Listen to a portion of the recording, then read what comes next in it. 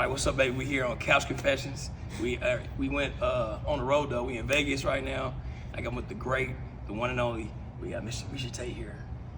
Thank you for joining me. Yeah. First off, I appreciate you with your time and allowing me to come out here, put you through some good work, and I'm the one that's grateful. You flew all the way out here, just put us through a workout. That's awesome. It was great, by the way. Super innovative. Yeah. I really liked how you made basic equipment turn into like you could just do it anywhere. Well, yeah, because I mean, it was coming from a small box gym. My gym is just like this, literally. Yeah. So I don't have all the bells But and it whistles. was very applicable to my sport. So. Yeah. Job well done.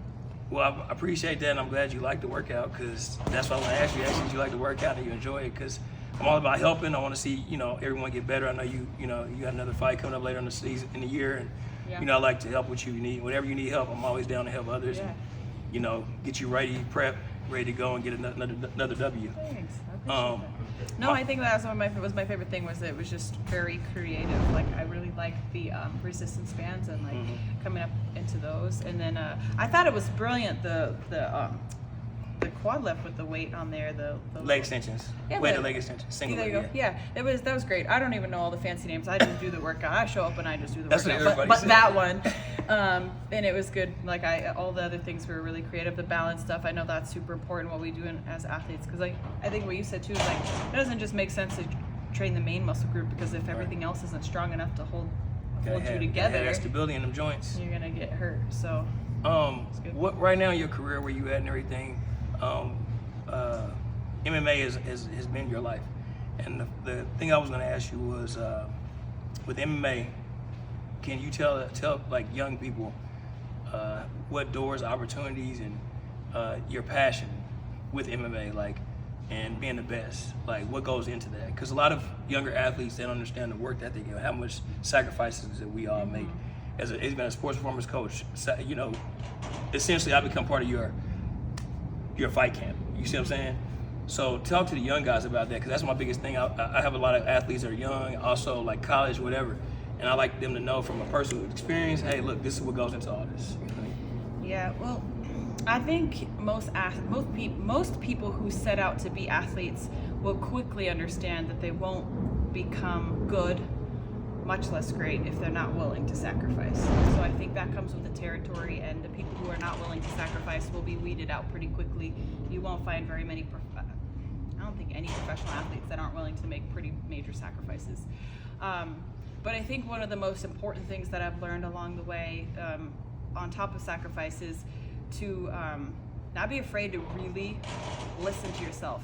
And I'm not talking about like, oh, I just don't feel like working out today. Like, okay, you're gonna go. You give what you always got to give what you have, and that's the thing. And that honestly means though, if you're truly accountable and you have zero to give, you don't do it. And I know that sounds a little counterintuitive, because everybody wants you to just go through it and work. But if you have an honest accountability, there is nothing wrong with saying, I need, instead of 2 practices a day, I need 1, because I'm really broken down. Because this is when athletes get injured, is when they push beyond, because they don't listen to anybody. And then if you don't have your team coordinating with each other, if you're not talking to the MMA coach, and the MMA coach isn't talking to the wrestling coach, and the wrestling coach is not talking to the boxing coach, and every coach is slamming the athlete into the ground, you gotta be your own boss and realize that you gotta listen 100%. You gotta communicate. You gotta say, look, it's not that I'm not weak, because I show up and I give everything I have every single time I come in. But if it's 50% is what I have that day, you're gonna get my 100, but it's at 50% of what I could possibly give.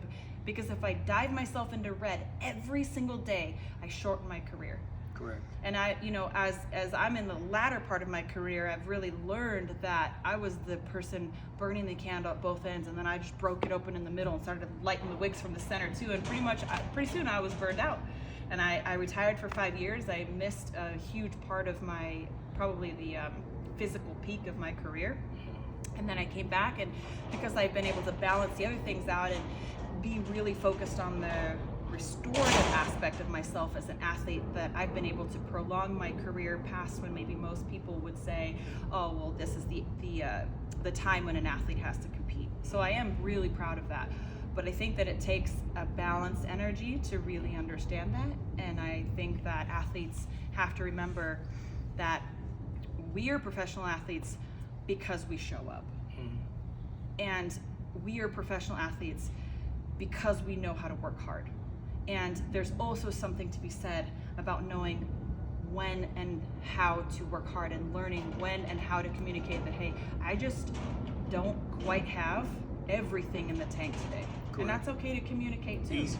You know what I mean? Like, I think that that's comes with, important. like, some people have pride issues, you know, and the ego, and it's still like, Yeah. you know, some coaches, like you said, don't instill in that. I tell my guys it's easy to work with high school, college guys because their coaches and high school coaches and stuff, they already drill them in the ground. So when they come to me, I'm doing stuff like this for injury prevention, recovery, and you know, the coaches don't really like that, but I'm like, hey, this is what they need. I have them do yoga twice a week, Some recovery. active right? recovery, massage, acupuncture.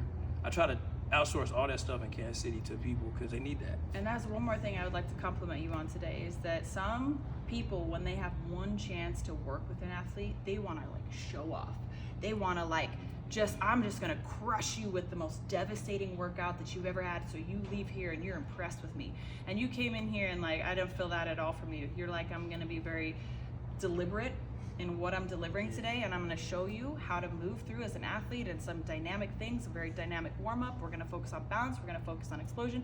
But I leave here still feeling like if I needed to go and train like in 3 or 4 hours, like I could still deliver. But it was a great workout. Because I need learned to that be I was the crushed. guy that was getting crushed. We've You know, all I been there. was talking to Shane earlier. I was like, man, you a hell of an athlete. And me and LC was talking about him yesterday. I was like, bro, he was athletic as fuck. He's like, yeah.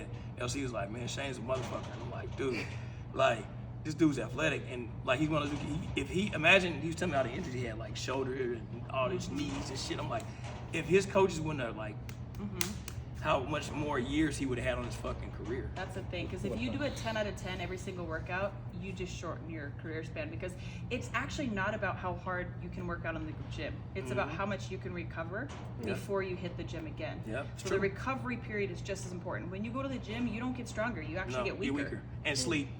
Yeah, I tell a sleep. lot of Well, people, that's you the gotta recovery, have that and that because is part of the recovery. I was telling this guy, one of my basketball guys, I said, man, you get all these jump shots up, but all you really need is 45 minutes. All out, Thank you. get all your jumpers up, efficiently, effectively, make your shots, go take a break, eat, chill, come back 3 hours later, either gonna play pickup or get your weights in, you're done. Yep. But a lot of people, their coaches, they get in the gym 2-3 hours, Yeah. and now you're just sitting there wasting time. You're not being efficient with your time management, you know what I mean? So I'm like, bro, just seeing how coaches do it, and see, it's harder for someone like me to stress this, and so like you picked up on it, but a lot of people won't, because they're so embedded in their head, hard, go, Yeah, go. yeah, because they think And- that's the only way that they get work in, but that's not the case. Well, And I'm like- with you. I'm like a 30 to 45 minute drill person. That's Anywhere it. in that window, 30. I won't go more than that because I You just want- start your losing production time. drops. My other question, my last question for you is, what is your why? And the reason why I ask everybody, I get on Couch Confessions, what is their why? Everybody's why is different. Mine's, I grew up in the hood. I used basketball as a hustle to get college paid for. Then I was forced to play pro basketball in Europe, out overseas for 7 years, 10 countries. Did that. Then through that, I met people, other ex-athletes and stuff. You have my degree. I got 2 degrees, and that's where the training aspect comes in. Yeah. Got into training, opened my gyms and all that in Kansas City, and I love doing it. Meeting people such as you, Shane, everybody here that, you know, different energies, different connections you meet, come across. I think it's a cool thing. And so, like, when it comes to relationships and building relationships and just people that you never thought you'd meet, or I met you, 7 years ago, the picture I sent, and then here actually working you out, it's like fucking crazy. At a You know what I fight mean? card, like a. And it was Shannon, so with Shannon, I cleaned all the cages. She asked me to come clean the cages and stuff. So come clean the cages. We met at a little MMA event. I remember. That was it. Yeah, Scott's right, the little temple thing, maybe 7-8 years ago. And so now, 7 years later, you know, it's crazy how the world works, but I always want to know, what is your why? So I think that's a little bit of a loaded question, but I love this question. I think that my why in my life, like in my personal life, because there is some degree of separation for me as a professional athlete and me as the person I am at home, although they are married together, but they're already like a yin and yang. And so when I'm at home, obviously, like, I think it's no brainer. My kids are my why. Yes, They are sir. the reason that I look forward to like my day and get up in the morning. Their smiles, and they're just so beautiful. Like, they're such beautiful little souls. They help me see the world again for the first time, and I I'm so grateful for everything that they have taught me. They've also motivated me to be the best version of myself, because I know that my ceiling is their floor. Whatever I can learn in this lifetime, they will automatically know, like, and they will adopt that, and then they will begin expanding beyond everything that I could ever dream of. And that's what I want for my kids. I want them to be free thinkers. I want them to be just incredible little humans. So they are my purpose.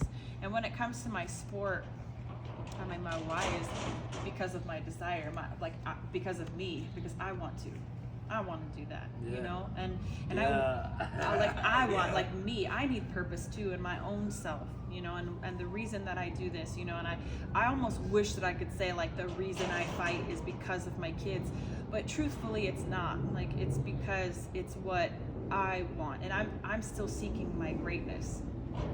So that's dope. And I find that I find nothing more challenging than in pursuit of a full contact sport, where I have to be completely accountable to myself.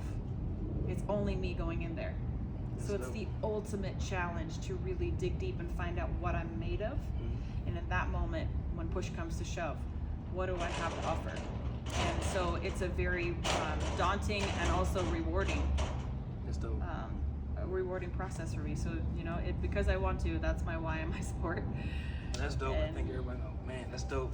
Yeah. I think that's a dope answer, and I appreciate your time, and I'm glad you like to work out. Yeah, absolutely. And, Thank you. I loved it. Shout out Miesha Tate. Oh my gosh, I love everybody here. I love the energy. I love the atmosphere. It's dope. It's chill, and I appreciate your time, man. And I look forward to killing you, and working out with you in the future, man. Let's go. Yeah.